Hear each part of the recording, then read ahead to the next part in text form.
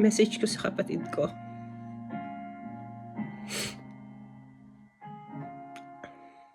Thank you.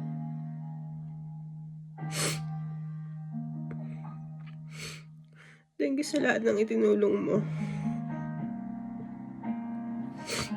Sa paggabay, pagbibigay ng payo, sa paghubog sa mga pamangkin mo.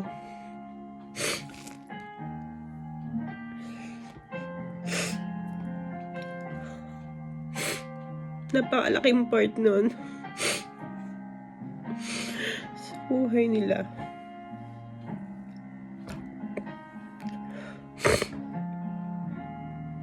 Na nakasama ka nila.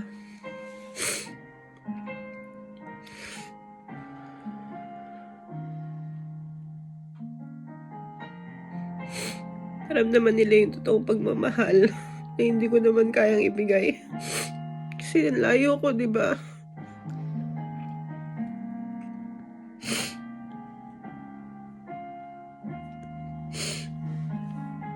Pinaramdam mo sa kanila lahat ng yun. Yung totoong pagmamahal. Yung naranasan natin kay Papa, di ba? Unconditional love.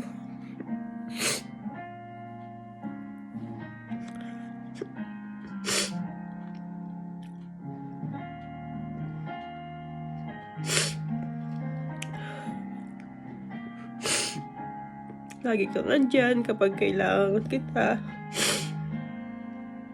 Ang tawag ko lang, kahit ano pa yung ginagawa mo, kahit nasan ka, iiwan mo para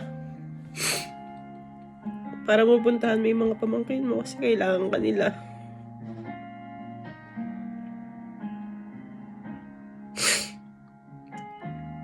Ganun ang pinaramdam yung pagmamahal mo.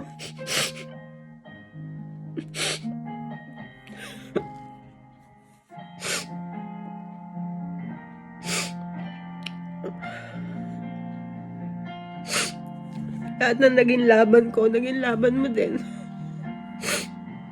Kaya nga, di ba? Lahat ng laban mo, laban ko din.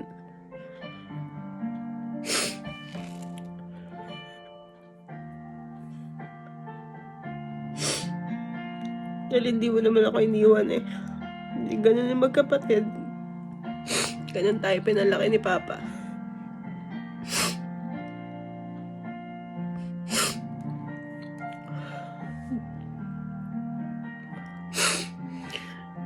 Alam ko namang ginawa mo lahat eh. Lumaban ka. Ginawa nating laban natin yung sakit mo, di ba? Pero wala.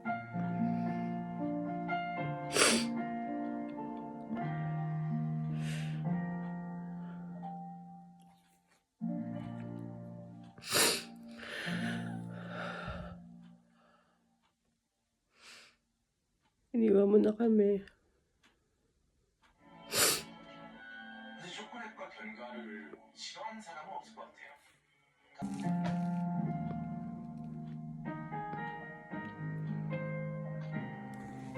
Alam ko naman lumaban ka.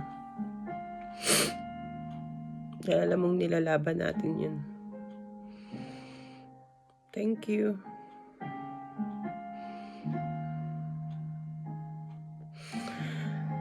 Dahil kahit hanggang sa huli,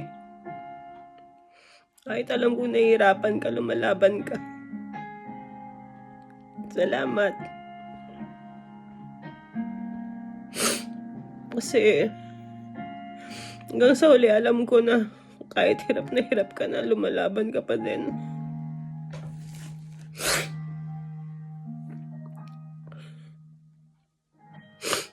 Pero wala. Katawan mo na yung sumuko. Kahit gustong gusto pa ng isip mo, hindi na kaya ng katawan mo.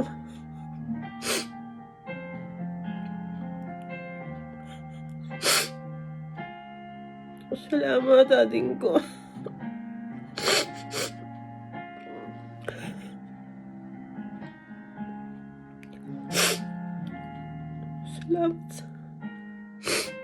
Papasalamat ako kay Lord. Kasi ikaw yung kapatid ko.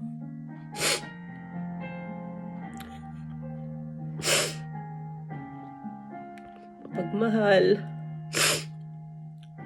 sa lahat, pamilya, kaibigan, wala kang katulad. Sa pakisama, the best.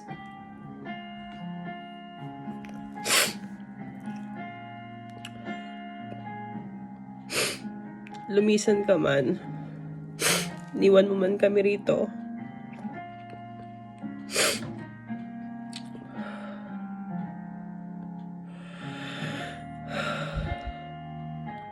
mananatili lahat ng mga masasayang alaala mo. Nakatatak sa puso namin yung pagmamahal na iniwan mo, lalo na sa mga pamangkin mo. Thank you. Sorry, wala ako dyan.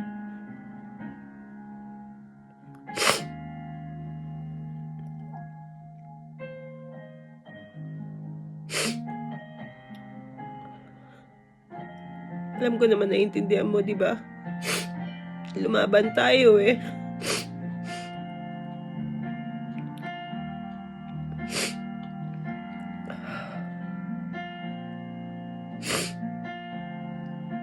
Hanggang sa muling pagkikita.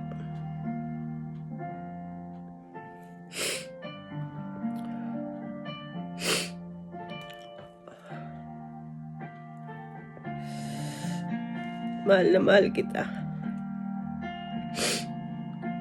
Sobra.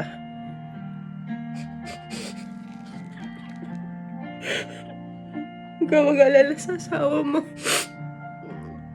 Hindi ko siya pababayaan. Pahinga ka na, ha?